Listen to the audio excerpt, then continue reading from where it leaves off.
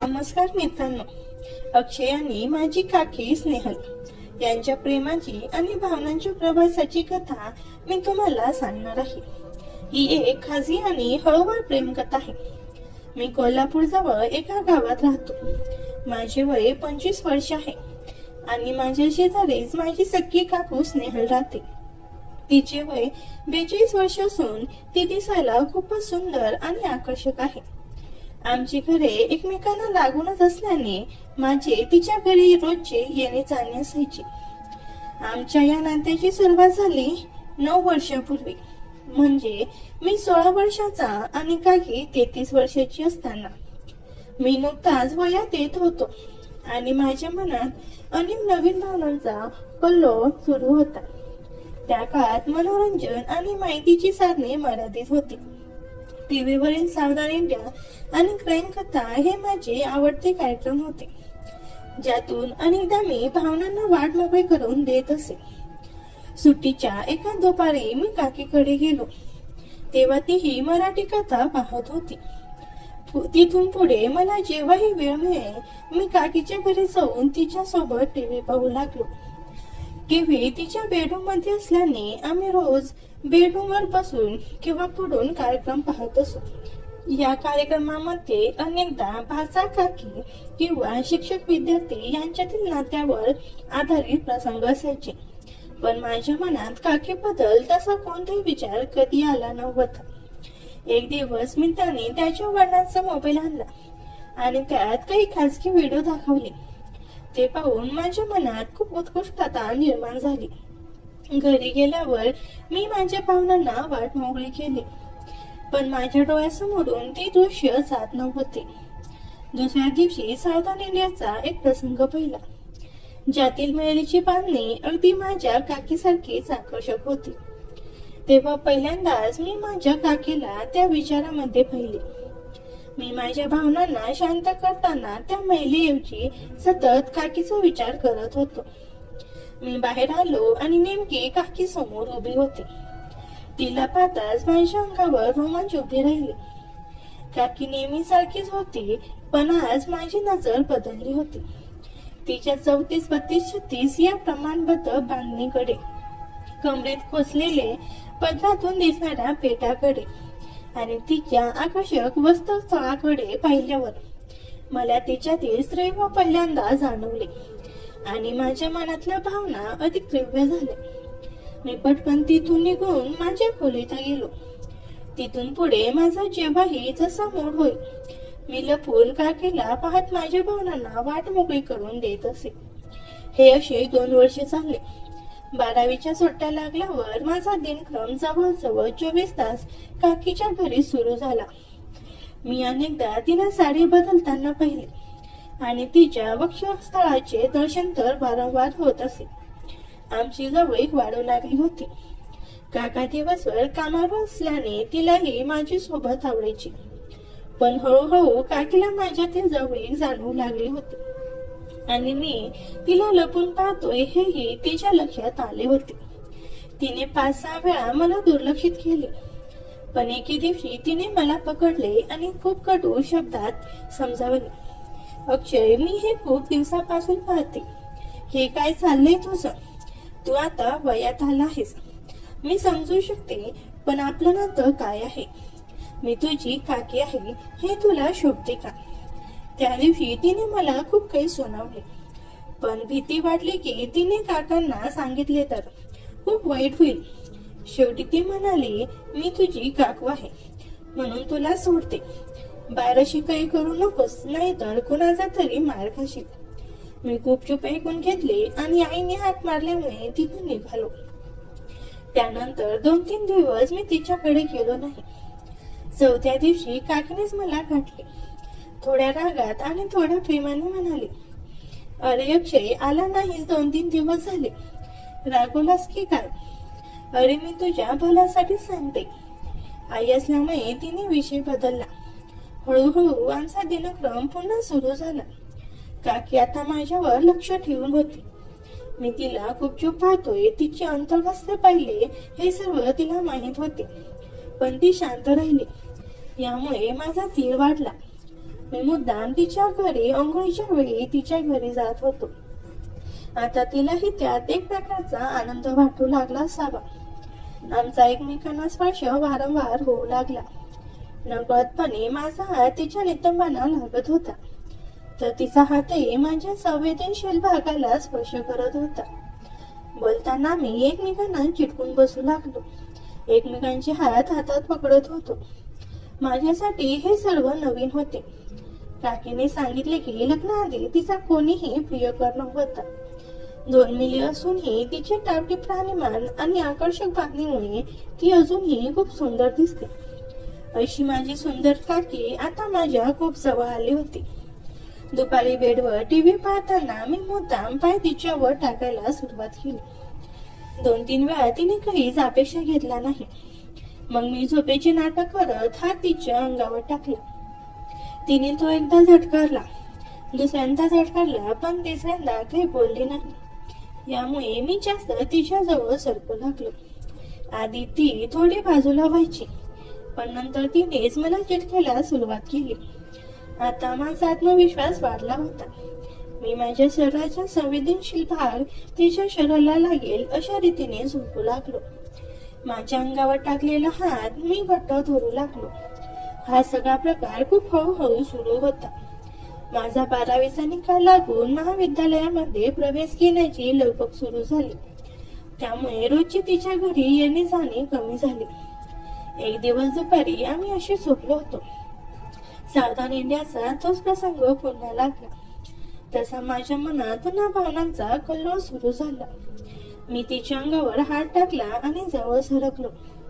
माझा कडकपणा तिच्या नितंबांना स्पर्श करता तिला जाणवला. ती शारली आणि थोडी बाजूला झाली. मी पुन्हा तिला चिटकलो. यावेळी ती थोडा वेळ तशीच थांबली, पण पुन्हा सरळ झाली. मी झोपेचे सोंग घेतले. खूप वेळ झाला तरी ती एका बाजूला वळेना. शेवटी मी झोपेत असल्यासारखे करून तिचा पाय माझ्या मांडीवर टाकला आणि माझी मांडी तिच्यावर आवळली. माझा संवेदनशील भाग मी तिच्या मांडीवर दाबून ठेवत होतो. 5 मिनिटांनी ती उठून बाहेर गेली. मला काहीच कळेना. ती माघारी आली आणि थोडा वेळ बेडच्या कडेला बसली. मी पुन्हा माझा पाय तिच्या मांडीवर टाकला. तिने तो हातात पकडला आणि विचारात गडलेली दिसते. थोड्या वेळाने ती वर सरकली आणि माझ्याकडे पाठ करून झोपली. मी क्षणाचा हलका स्पर्श ओळखला आणि तिच्या खांद्याभोवती माझा हात अलगद सरकवला. ती थोडी दचकल्यासारखी झाली, पण दूरही सरकली नाही. माझा चेहरा तिच्या मानेजवळ गेला आणि मी हलक्या थरथरण्या श्वासात तिच्या त्वचेचा ऊब जाणवू लागलो. काकीचा श्वासही खोल होत गेला. मी तिच्या मानेजवळ अलगद ओठ टेकवले आणि ती क्षणभर शहारली. अक्षय, काय करतोस? ती कुजबुजली, आवाजात गोंधळ आणि थरथर दोन्ही. मी हळू आवाजात म्हणालो, काही चुकीच नाही काकी, फक्त इतक्या वर्षात मनात साचलेलं सांगतोय. मी पुन्हा तिच्या मानेजवळ हलका स्पर्श केला. ती नको अक्षय, हे बरोबर नाही असं म्हणत लटका विरोध करत होती, पण तिच्या आवाजातला कंप काही वेगळं सांगत होता. तिच्या नजरेला नजर फिरताच तिने डोळे हलके मिटून घेतले आणि चेहरा बाजूला वळवला. मी तिच्या गालावर माझे ओठ हलकट टेकवले आणि त्या क्षणी तिच्या थरथरत्या आवाजात किती अनकट शब्द दडलेले होते ते मला स्पष्ट जाणवलं. मी तिच्या शेजारी बसलो आणि माझा श्वास तिच्या जवळ जाताच ती हलक्या थरथरली. मी हळूहळू तिचे ओठ माझ्या ओठाने स्पर्शून तिच्या ओठांवर माझे ओठ ठेवले. ती सुरुवातीला ओठ आवळून घेत होती, जणू स्वतःला रोखत होती, पण माझ्या हलक्या चावईने तिची पकड सैल झाली आणि ती माझ्या ओठांना प्रतिसाद देऊ लागली. चुंबन आता खोल होत गेले. तिचा श्वास वेगाने चालू लागला आणि माझ्या मानेला आणि चेहऱ्याला तिची उबता स्पर्श जाणवू लागला. 5 मिनिट आम्ही दोघेही एकमेकांना हरवत गेलो. ओठांवर, मानेंवर, गालांवर क्षणागणी ती माझ्या जवळ आणखी विरघळत चालली होती. तिच्या देहात उष्णता वाढत असल्याचं मला स्पष्ट जाणवत होतं. मी तिच्या अंगाला हौस कवटाळलो आणि ते विरोध करायचा प्रयत्न करत असले तरी तिच्या श्वासातलं कंप वेगळंच काही सांगत होता. तिच्या चेहऱ्यावर हलकीशी लाल, श्वासात पंप आणि देहात येणारा ओढीचा थरथर. हे सगळं मला वेड करत होतं. मी तिच्या कानाजवळ चेहरा नेला आणि कुजबुजलो. काकी, मला खूप दिवसापासून सांगायचं होतं. खूप प्रेम करतो मी तुमच्यावर. ती डोळे घट्ट मिटून हलकेच हसले, जणू विरोध आणि स्वीकार यांच्यामध्ये अडकलेलो असो. मी तिचा हात माझ्या हातात घेतला. तिच्या बोटाने माझी बोट घट्ट पकडली. त्या क्षणी तिचं मौनच तिच्या मनाची कबुली देत होतं. आमच्या नजरा पुन्हा भिडल्या आणि एकदम शांततेत आम्ही दोघंही काही क्षण तसंच थांबलो. तिच्या डोळ्यात भीतीपेक्षा जास्त ओढ होती, एक न सांगता येणारी, न थांबवता येणारी. ती थोडी दूर सरकली, पण तिच्या हाताने माझा हात सोडला नाही. काही क्षणांनी तिने विस्कटलेली साडीचा आंचल सांभाळला आणि शांतपणे म्हणाली, अक्षय, हे चुकीच आहे. मी तुझी काकी आहे. हे कुणाला कळलं तर आपण दोघेही संपलो. तिचा आवाज थरथरत होता. मी तिचा हात अधिक घट्ट धरला. काकी, माझं प्रेम खरं आहे. 2 वर्ष झाले तू सोडून दुसरी कोणी आवडलेच नाही. ती डोळे खाली करून शांत बसली. तिच्या चेहऱ्यावर भीती, संकोच आणि कुठेतरी दडपवलेली इच्छा सगळं एकत्र दिसत होतं. तू अजून लहान आहेस अक्षय, ती हळू आवाजात म्हणाली. तुला वाटतं ते प्रेम आहे, पण हा वेळ तुला चुकीच्या दिशेने खेचतोय. मी तिच्या जवळ झुकलो, पण तिने चेहरा वावला. विरोधासाठी नाही तर स्वतःला सावरायला. मी उठलो, दारापाशी थांबून एकदा मागे वळून पाहिलं. ती तशी शांत बसली होती, पण तिच्या नजरेत स्पष्ट जाणवत होतं की तीही त्या क्षणातून बाहेर येऊ शकली नव्हती. मी हळूच बाहेर आलो आणि त्या रात्रीनं आमच्यातलं अंतर कमी तर केलं, पण नात्याला अति गुंतागुंतीचं बनवलं. पण खरं सांगायचं तर त्या रात्रीनंतरच आमच्या खऱ्या भावनिक प्रवासाची सुरुवात झाली. त्या रात्रीनंतर दुसऱ्या दिवशी सकाळी संपूर्ण घरात एक वेगळी शांतता पसरली होती. काकी नेहमीसारखी साडी नेसून स्वयंपाकघरात काम करत होती, पण तिच्या चालण्यातली घाई, तिच्या हातातली थरथर, तिच्या नजरेतला गोंधळ हे सगळं काहीतरी सांगत होतं. मी हॉलमध्ये बसलो होतो, पण माझे डोळे तिच्या मागेच फिरत होते. मला माहित होतं कालच्या रात्रीचा सण तिच्याही मनातही तितकाच फिरत होता जितका माझ्या मनात. ती माझ्याकडे न पाहता काम करत राहिली, जणू माझ्याशी नजरा भिडल्या तर स्वतःला सावरू शकणार नाही असा तिचा अंदाज. मी उठून पाण्याचा ग्लास घ्यायला गेलो. ती वळली आणि क्षणभर आमची नजरानजर झाली. तिच्या डोळ्यात तो तडपलेला उष्णपणा, तीच भीती, तीच न बोलता येणारी इच्छा होती. ती लगेच चेहरा वळून दुसऱ्या बाजूला पाहू लागली, पण तरीही तिच्या श्वासाने तिचा गोंधळ सांगितला. मी शांतपणे तिच्या जवळ गेलो. माझ्या जवळ येता तिच्या हातातील चमचा थरथरला. मी काही बोललो नाही, फक्त तिच्या मागे उभा राहिलो. आमच्या मधली हवा अचानक उष्ण झाली. काकी हलक्या आवाजात म्हणाली, अक्षय, काल जे झालं ते विसर. मी कुजबुजलो. तू खरंच विसरू शकशील? ती थोडी थांबली. तिच्या श्वासाची खोली वाढली, पण ती विरोधासाठीच म्हणाली, विसरायला पाहिजे. मी तिच्या खांद्यावर एक हलका अलगद स्पर्श केला. तिने डोळे घट्ट मिटले, जणू पुन्हा स्वतःवर नियंत्रण ठेवण्याचा प्रयत्न करत होते, पण त्या स्पर्शाने तिची पाठ एक क्षणभर शहारली. तिचे हात, तिचा श्वास सगळं सांगत होतं की ती विरोध शब्दांनी करत होती, मनातून नाही. मी हळूच तिच्या कानाजवळ झुकलो आणि शांत आवाजात म्हणालो, तू काहीही बोल, पण काल जे होतं ते दोघांच्याही मनातून आलं होतं. काकी, तिच्या ओठातून एक निस्वास बाहेर पडला, नकाराचे नव्हे, स्वीकाराचा. ती तिथून बाजूला होण्याचा प्रयत्न करू लागली, पण तिचा हात माझ्या हातात लागला आणि ती पुन्हा थांबली. ती म्हणाली, अक्षय, माझं मन कमकुवत करू नकोस. मी तुझी काकी आहे, मला नाही परवडत हे. मी तिचा हात पकडला. ती थरथरली. काकी, मला रोज दिसतं तुझं मन काय म्हणते, तू फक्त स्वतःला थांबवतेस. ती थोडा वेळ शांत राहिली, मग हलक्या आवाजात म्हणाली, अक्षय, मनाला कधी कधी चुकीची ओढ होती, पण त्यावर चाललो तर आयुष्य उद्ध्वस्त होतं. मी तिच्या हाताचा स्पर्श अजून घट्ट केला. पण मनातली ओढ इतकी खोल आहे का? तू का धडधडतेस? मला स्पर्श झाला की ती काही बोलली नाही. तिचा श्वास तिचा उत्तर होता. काही क्षण शांतता पसरली. मग मी एक पाऊल पुढे टाकलं आणि ती एक पाऊल मागे गेली. पण नजरा मात्र आमच्यापासून हटल्या नाहीत. तिच्या डोळ्यात पहिल्यांदाच एक स्पष्ट स्वीकार दिसला. त्या नजरेत भीती होती आणि त्याचवेळी एक मनावर ओढही. मी हळूच तिच्या चेहऱ्याजवळ हात नेला. ती आवरायचा प्रयत्न करत म्हणाली, अक्षय नको. पण ती दूर झाली नाही. मी तिच्या कानाला हलका स्पर्श केला. तिच्या श्वासात उष्णता दाटून आली. ती कुसकुसली, काहीतरी होईल, कोणीतरी पाहिल, थांब. पण तिचं मन थांबायला अजिबात तयार नव्हतं. ती मागे सरकत सरकत स्वयंपाकघराच्या भिंतीला टेकली. मी तिच्या समोर उभा होतो. आमच्या मधली हवा तुटायला लागली होती. ती माझ्या श्वासांच्या अंतरावर होती. तिच्या डोळ्यात आता प्रश्न नव्हता, फक्त एक अनावर ओढ होती. मी तिच्याकडे झुकताच तिने डोळे मिटले, पण विरोध केला नाही. आणि त्या शांत उष्ण क्षणात तिने माझ्या खांद्यावर हात ठेवून मला आणखी जवळ ओढून घेतले. तो स्पर्श, तो प्रतिसाद अनपेक्षित होता आणि त्याने माझ्या मनातील सर्व पान फुटले. मी तिच्या ओठांवर माझी ओठ ठेवली. यावेळी ती स्वतःला अजिबात आवडू शकली नाही. तिच्या ओठामध्ये तिच्या श्वासात एक तीव्र प्रतिसाद होता. स्वयंपाकघरातील भिंतीचा थंड स्पर्श तिच्या पाठीला जाणवत होता आणि समोर माझा उष्ण स्पर्श. तिची पकड माझ्या खांद्यावर अधिक घट्ट झाली.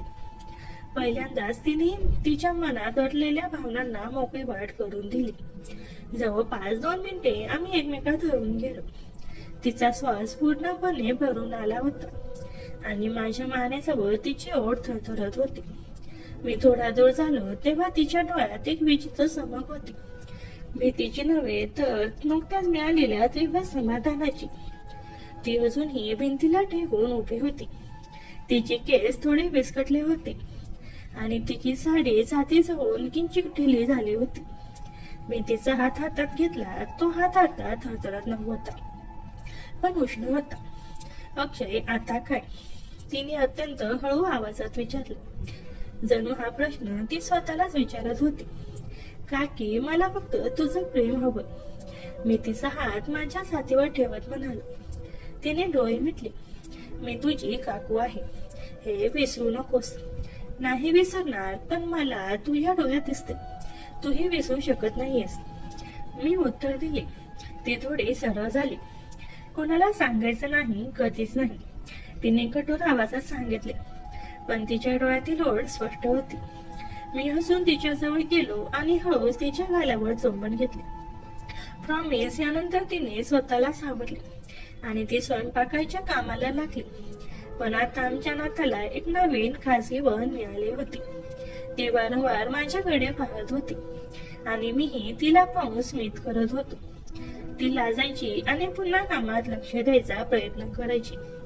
संध्याकाळपर्यंत ती शांत होते. पण रात्री येऊन झाल्यावर जेव्हा काका बाहेर फिरायला गेले आणि आई कोणाशी तरी बोलत बसले, तेव्हा मी तिच्याकडे गेलो. मी तिच्या मागोमाग तिच्या बेडरूम मध्ये प्रवेश केला. बेडरूम मध्ये शांतता होती. ती बेडवर बसून काहीतरी वाचत होती. मला पाहताच ती गोंधळली, पण उठली नाही. मी तिच्या शेजारी जाऊन बसलो. काय करतो इथे? तिने हळू आवाजात विचारले. तुला पाहायला आलोय, मी तिच्या जवळ सरकत म्हणालो. ती हसली, पण ती लाजली होती. जाता कोणीतरी येईल. मी तिचा हात हातात घेतला आणि हळूच तिच्या बोटांवर माझे ओठ टेकवले. अक्षय, नको रे, थांब. तिने विरोध केला, पण तिचा हात काढला नाही. मी तिच्या चेहऱ्याकडे पाहिले. तिच्या डोळ्यात नकोपेक्षा थांबावं जास्त दिसत होते. काकी, मला थांबवायचं नाही. मी तिच्या जवळ झुकलो. ती लगेच उठून उभी राहिली. साडीचा पातळ व्यवस्थित केला. अक्षय, हे खूप मोठी चूक आहे. तू आता घरी जा. पण तिच्या आवाजातला आत्मविश्वास आता डळमळ झाला होता. मी उठलो आणि तिच्या समोर उभा राहिलो. एकदा खरं सांग, तुला काय वाटतं? तिने माझ्याकडे पाहिले. तिच्या डोळ्यात पाणी जमा झाले होते, संकोचाचे, भीतीचे आणि अनावरोडीचे.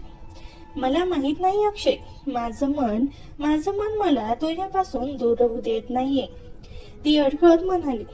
मी हळूच तिचा हात पकडून तिला माझ्याकडे ओढले. ती यावेळी सहज माझ्याजवळ आली आणि तिच्या डोळ्यातले पाणी माझ्या शर्टावर टपकले. मग आपण थांबणार नाही, मी तिच्या कानात कुसकुसलो. ती अजूनही काही बोलत नव्हती, पण ती मला घट्ट विलगून उभी राहिली होती. तिच्या मिठीतून तिने तिच्या मनातल्या सगळ्या भावनांची कबुली दिली. त्या रात्री बेडरूमच्या शांततेत 2 मनातील अंतर पूर्णपणे मिटले. आमच्या भावनांना प्रवास आता एक नवीन टप्प्यावर पोहोचला होता.